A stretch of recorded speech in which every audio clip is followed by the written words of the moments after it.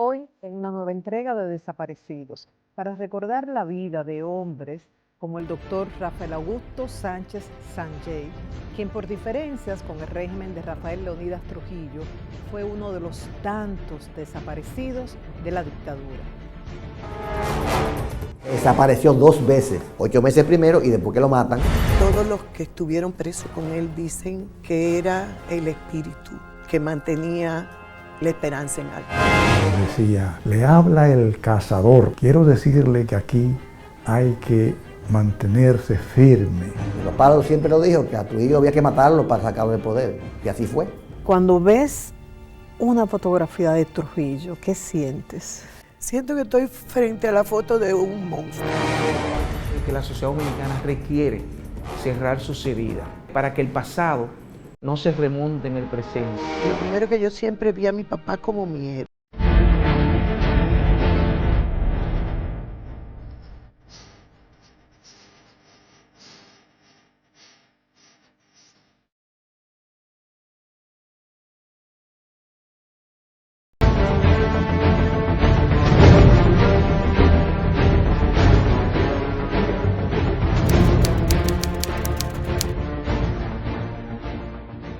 Dice, gracias. Gracias por permitirnos volver al pasado. Sabemos que vamos a remover escenas de dolor, no solamente para la adulta que tenemos delante, sino para esa niñita de 8 años, que era la edad que tenías entonces. Pero esta es una forma de recordar a grandes hombres y también grandes mujeres que con su sacrificio han contribuido para que hoy todos disfrutemos de libertad y democracia, democracia con defectos, pero democracia al fin. Y es un honor poder recordar a un hombre como el doctor Rafael Augusto Sánchez Sanjay, tu padre. Y vamos a tratar de recordar las memorias de esa niñita de 8 años, lo que se pueda, y las informaciones que ya más adelante pudiste ir recogiendo. ¿Puedes describirnos ese hogar entre esos hermanos de 8 hijos? Sí. Los 3 del primer matrimonio de tu padre, esas 5 hermanas luego con doña Josefina Padilla. O sea, tú tenías 8 años, estos hermanos estaban como entre 15 y 2 años, más o menos, en los momentos. Cuando a mi papá lo desaparecen, sí. Sí, tenían Cuando lo toman preso, entre 13 y 6 meses. Y 6 meses recién nacida. ¿Cómo era el ambiente de familia? ¿Qué recuerdas? Nosotros todos creo que tenemos recuerdos muy agradables. Éramos realmente una familia muy larga, por supuesto, niños al fin, con un papá y una mamá muy amorosos con nosotros y entre ellos. Una cosa un tanto extraña en la época, porque los papás de mis amigas no hacían manifestaciones de afecto con sus esposas delante de los hijos. En mi casa eso no sucedía. Mi papá era un hombre sumamente alegre. Mi casa los domingos era la casa de todos. Había un open house permanente. Y los amigos de mi papá, nosotros vivíamos en la Bolívar, casi esquina Jeffra en esa época, hoy Abraham Lincoln, donde hay un centro comercial y un canal de televisión también. Y vivíamos ahí, eso era campo. Y los amigos de mi papá, cuando iban a mi casa, decían que iban para el campo de Papito. Entonces, los domingos era siempre un bonche, como dicen los muchachos. ¿Tú hasta recuerdas música que escuchabas? Sí, muchísimo. Recuerdo que a mi papá le encantaba el Nat King Cole, le encantaba Sinatra, le encantaba Harry Belafonte. Eso lo recuerdo. Le encantaba también Ima Sumac. O sea, le encantaban los clásicos. Tú escuchas esa música y sí, con es como si estuvieras con él, ahí presente. Sí. El doctor Rafael Augusto Sánchez estudió Derecho, pero se habla como de uno de los pioneros de la industria cinematográfica. No tengo mayores detalles de lo que realmente hacía, Pero esto es importante en momentos en que se está impulsando esta industria, además de su lucha política. Sí, mi papá junto a Pedro Guzmán formaron una industria y otra persona que ahora no recuerdo el nombre. Y ellos hacían cortos fílmicos. Y fueron realmente, yo tengo entendido que fueron los primeros en hacer este tipo de trabajo. ¿Y la historia de tu padre y de doña Josefina parece de película? Porque primero se encuentran... Una telenovela. Y el papá de ella parece que dijo, no, como que no estaba de acuerdo con esa relación. Con esos amores, sí. Él se casa, tiene 3 hijos, la esposa, no voy a decir lamentablemente, es la vida, o sea, lo siento, murió, y entonces se reencuentran tu papá y ella. Con sus niños chiquitos, con mis hermanos pequeños. Los 3 mayores. Su mamá murió, Carmencita se llamaba, Carmen Pérez. Falleció de preeclampsia después del último parto. Mi mamá, Josefina Padilla de Sá, es mi madre que me crió desde los 3 años.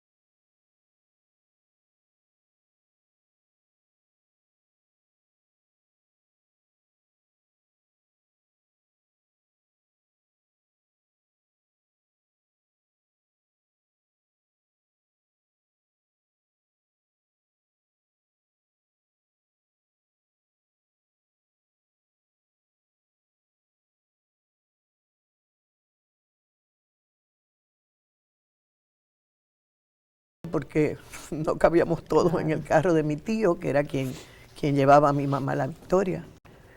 Íbamos por partida, ¿verdad? Pero cuando nos tocaba, al grupo que le tocaba, eso era un festejo.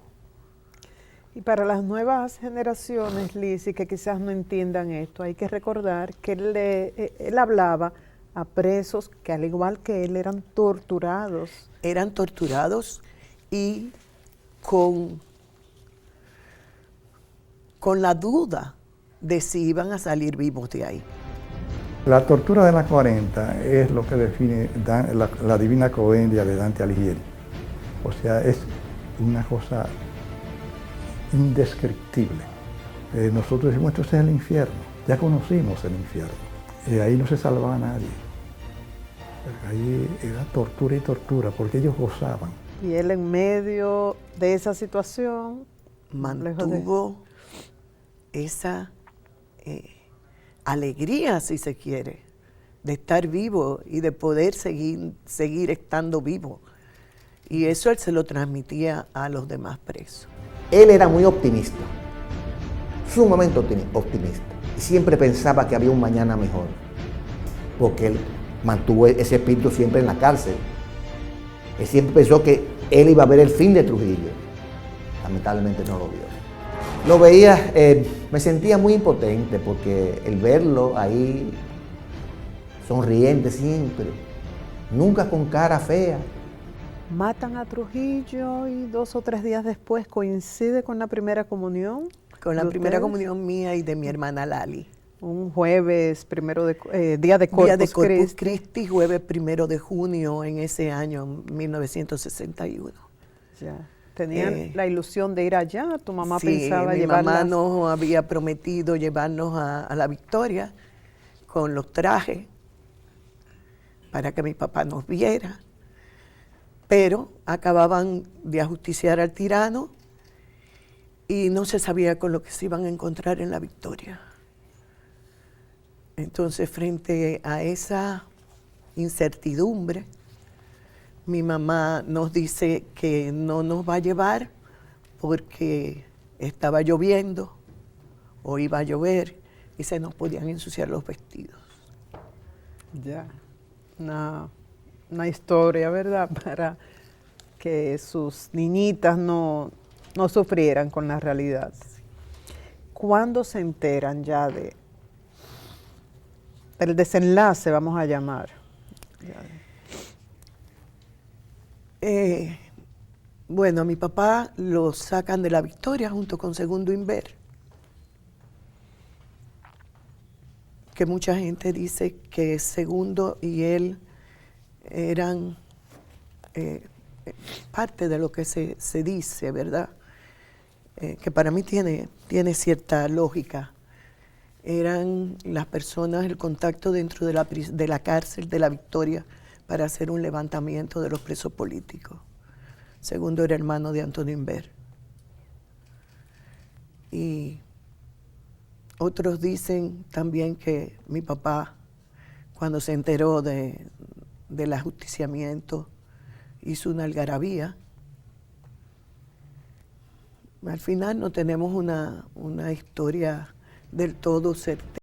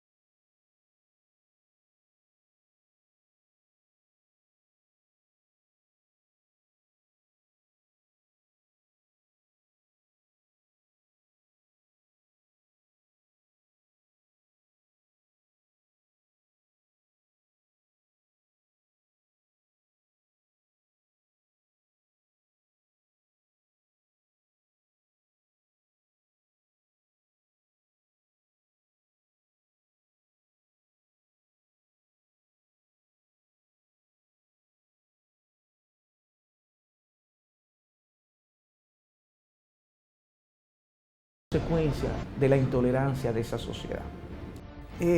A mi papá lo sacan de la Victoria el día 2 junto con Segundo, eso sí lo sabemos porque estaban en fila para comenzar a soltar a algunos presos porque estaban los organismos internacionales, venían para acá. Y a mi papá lo sacan de la fila.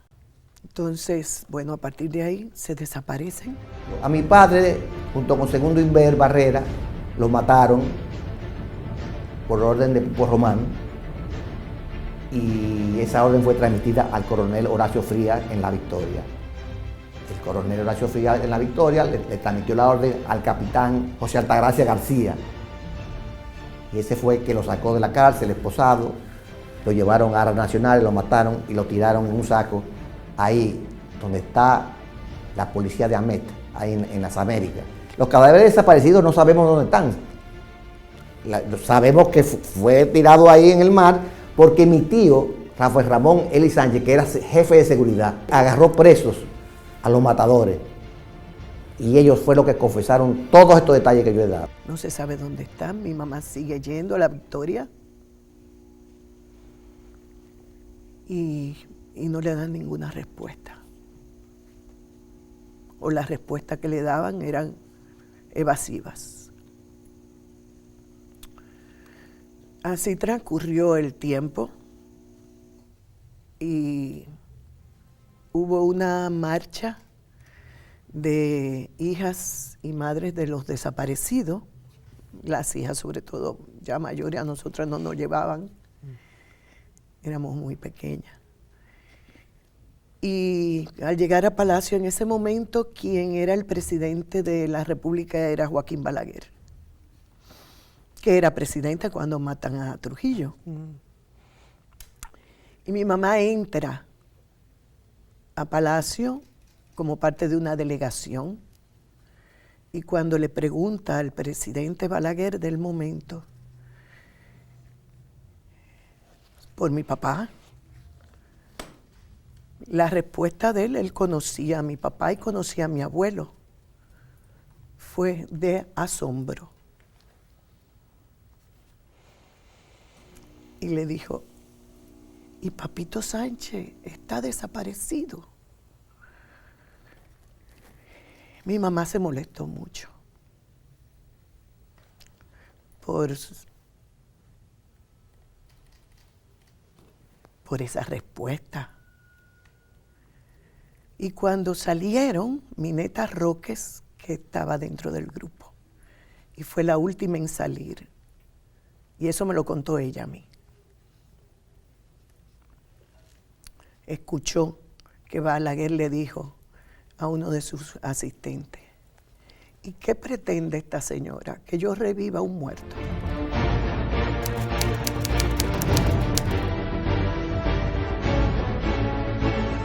Eso es lo más desgarrador que le puede pasar a una familia y a una sociedad.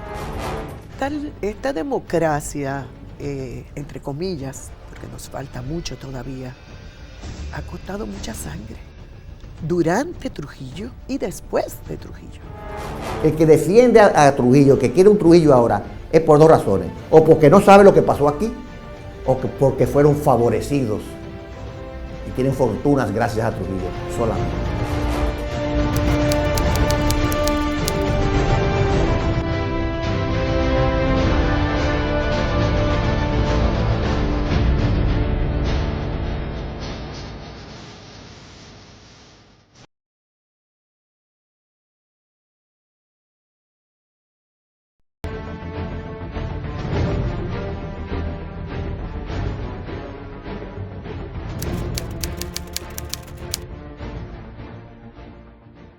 ¿Y qué pasa, Lizzy, cuando uno habla de desaparecido, no de muerto, porque no ha podido ver el cadáver, no se ha enterrado, no puede ir al cementerio? ¿Cómo es ese duelo?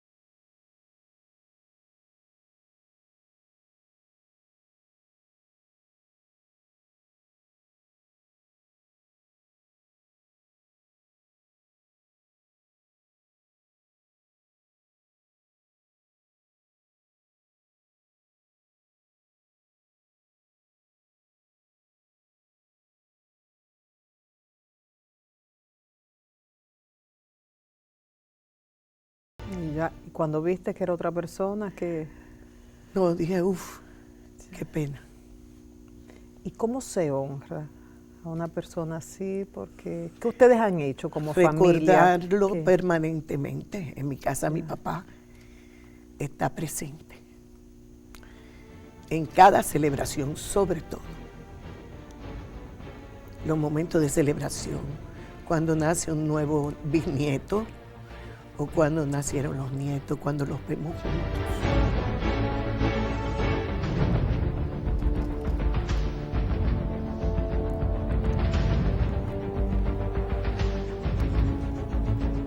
Para él era muy importante la familia. Y fue lo que él aprendió en su casa también. Entonces, ustedes mantienen unida a la familia. Sí. Y su espíritu alegre y de celebración, así lo tienen Siempre. presente. De todas maneras, tengo entendido que el año pasado pudieron hacer una especie como de ritual, por llamarlo de alguna manera, Sí. lanzando. Sí, fue como cerrar una gaveta, digo yo. Nunca habíamos podido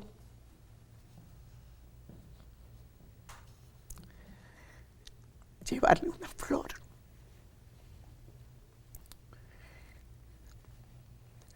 Y el año pasado, a instancia, y se lo agradeceremos siempre, del Museo Memorial, se hizo un acto de conmemoración y de recordación en el lugar que se supone que fue que lo desaparecieron. Eso es en Las Américas. En las Américas, al lado de la policía de las Américas. Y ahí logramos tirarle flores al mar. Relatas que es importante esto fue.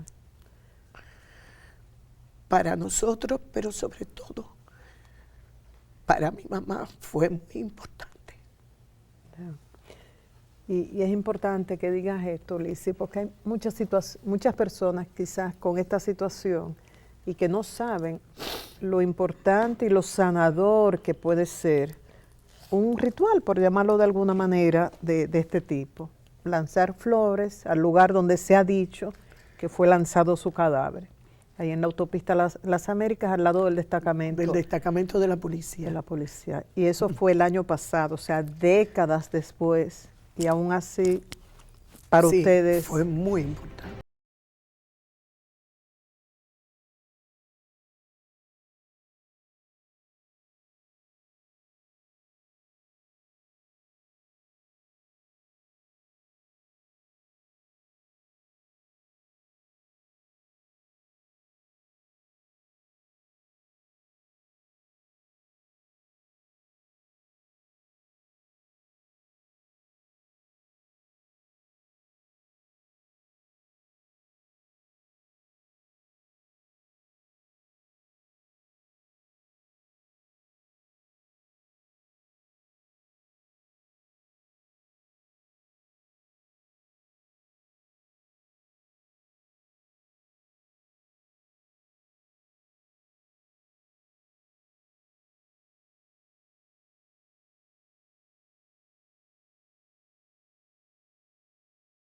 Tan dañada y tan dañina que le hizo tanto daño, valga la redundancia, a este pueblo.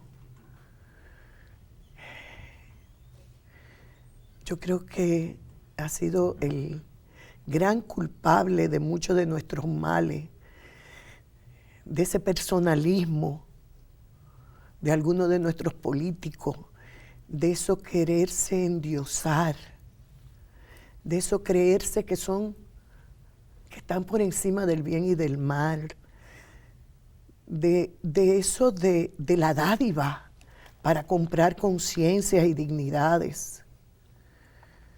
Yo creo que fue el peor daño que pudo haber hecho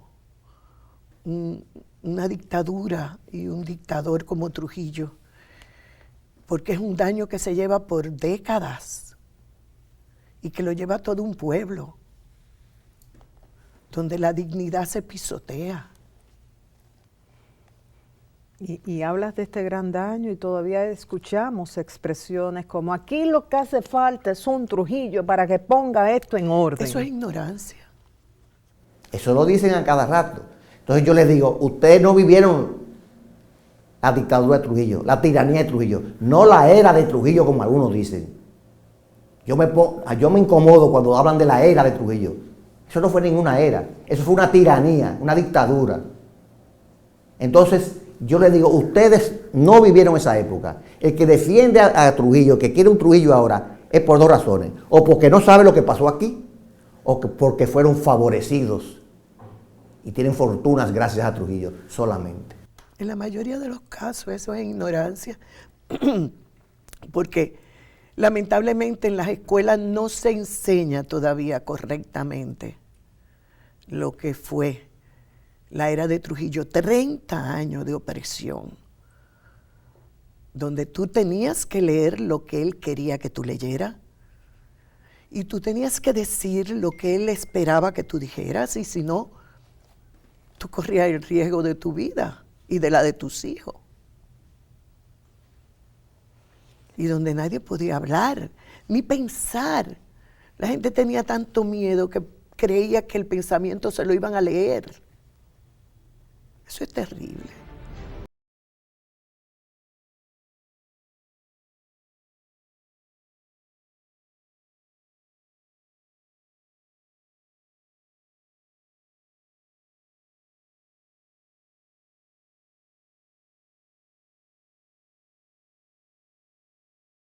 Nuestra democracia está en riesgo actualmente con todos estos casos de corrupción, de asesinatos ligados a casos de corrupción y sin uno ver una acción enérgica de parte de las autoridades. Yo creo que sí. Yo creo que sí, y felizmente hay un rayito de esperanza con la Marcha Verde, que es la forma de la población poder de verdad manifestarse. Yo espero que esto tenga una salida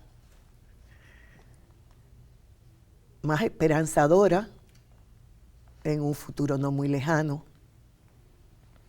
pero no nos podemos cansar. Esa expresión me la dijo mi mamá hace algunos años.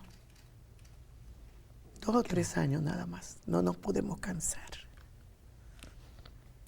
Y no nos podemos cansar. Y hay que seguir luchando, hay que seguir exigiendo, hay que seguir demostrando que no tenemos miedo.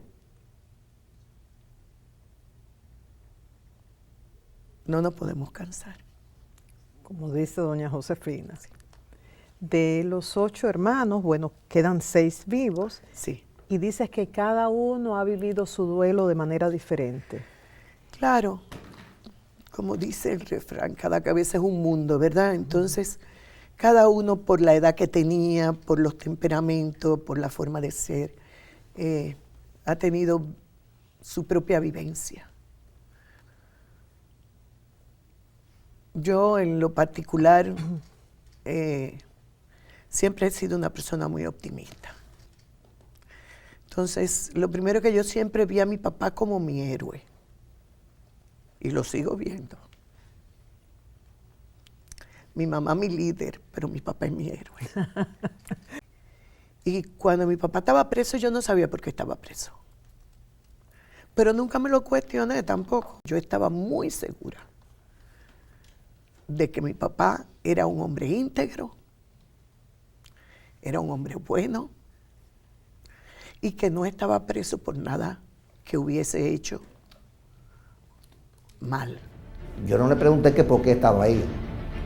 Yo sí hablaba de algunas cosas con él, pero yo sabía por qué él estaba ahí. Yo sabía. Cuando dices que de acuerdo a la edad que tenían en el momento, pues cada uno reaccionó de manera diferente.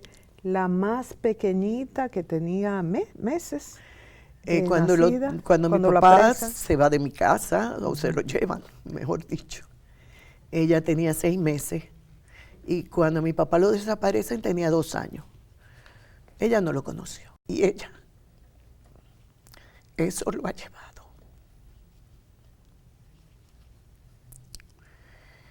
Y ella lo ha manejado después de adulta.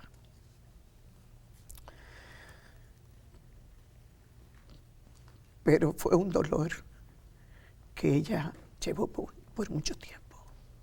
Pero en ella tuvo una repercusión diferente a la que tuvo en mí, por ejemplo, o a la que tuvo en mi hermano Rafael Augusto, que era un adolescente. Dolor vivido de maneras diferentes. De manera diferente. Dolor vivido de manera muy diferente. Y es doloroso recordar esto, Liz, y qué pena, y lo estamos haciendo en un medio, pero yo creo que es importante, porque los jóvenes hoy día quizás no se imaginan el dolor de una familia, en tu caso, la familia del doctor Rafael Augusto Sánchez, doña Josefina Padilla, pero de muchas familias en el país, por la libertad y la democracia de la que disfrutamos hoy. Esta democracia, entre comillas, porque nos falta mucho todavía, ha costado mucha sangre, ha costado mucho sacrificio, ha costado muchas prisiones, durante Trujillo y después de Trujillo. No ha sido para los jóvenes, para mis hijos, por ejemplo, mis hijos nacieron en democracia y han vivido en democracia, pudiendo decir todo lo que ellos piensan. Y mis nietos, mi nieta tiene 15 años y también, o sea, aunque uno se los cuenta y a ellos les interesa, pero no la vivieron. Por eso hay que contarlo, por lo menos que sepan que sí, que es verdad que existió, porque hay muchos jóvenes que creen que eso es como ciencia ficción, como que los villanos no es tan cierto que existan más que en las películas. Pues no, nosotros hemos tenido villanos. Y muchos los desaparecieron, los asesinaron y otros siguieron luchando, como es el caso de tu madre, por sus ideales patrióticos, pero también por formar esta familia, trabajando por esos hijos, pero además para criarlos sin venganza, sin odio. Odios, sin resentimientos, siendo personas alegres y que disfrutamos lo que la vida nos da, que sabemos disfrutarlo y que los disfrutamos en comunidad. ¿Y de qué materiales que está hecha tu madre? Que ha podido tanto. Por eso yo digo que ella es mi líder. Ya. Mi mamá es un ser humano fuera de serie. Uno no debe decir la edad de las mujeres, pero en su caso yo creo que es un orgullo. Pero por supuesto, antes de ayer cumplió 93 años. 93 años. Y me imagino que tú perdiste la cuenta en cuanto a número de nietos y bisnietos. Si mal no recuerdo, puedo equivocarme por 2 o 3. Mi mamá tiene 24 bisnietos, 20 nietos. Dios. Y hay 3 bisnietos en camino. En camino. O sea, que ustedes juntos hacen, ya solo es un motivo de una gran celebración. Sí. Para terminar con un poco de esperanza y esa fortaleza que tiene tu madre y que mostró tu padre siempre en vida, el cazador en la cárcel también. Vamos a suponer que tuviésemos la oportunidad de tener aquí escuchándonos al doctor Rafael Augusto Sánchez. Sánchez Sánchez. ¿Cómo tú le dirías cómo ha sido tu vida hasta el momento? Lo que ha ocurrido con la familia. ¿Cómo te sientes? Wow. Ya, y con esto terminamos. Hemos sido todo lo alegre que tú quisiste. Somos una familia unida, muy solidaria. Y tratamos de transmitirles a nuestros hijos y a nuestros nietos los valores por los que tú luchaste. Sobre todo, los valores patrios de verdad. queriendo que nuestro país tenga mejor suerte y que toda la lucha tuya y de tantos otros hombres y mujeres no sepa. Siempre que estábamos en algún evento, el cumpleaños, el día de su cumpleaños, el día de su muerte, sentíamos un gran vacío, un gran dolor. Cuando yo me gradué de bachiller en La Salle, ella fue mi madrina, mi madre fue mi madrina, y yo decía, cunche, pero aquí tenía que estar mi papá también. Cuando me casé por primera vez, también dije, bueno, aquí tenía que estar mi papá. En esos momentos importantes de la vida, un padre ido a destiempo siempre hace falta. Mi padre no tuvo el tiempo de dejarnos un patrimonio. No nos dejó dinero, pero nos dejó un nombre y un apellido. Nos dejó sus enseñanzas, sus ideales, y eso es para mí lo más importante, que yo lo recuerde como un héroe y mártir de este país, forjador de la democracia y la libertad.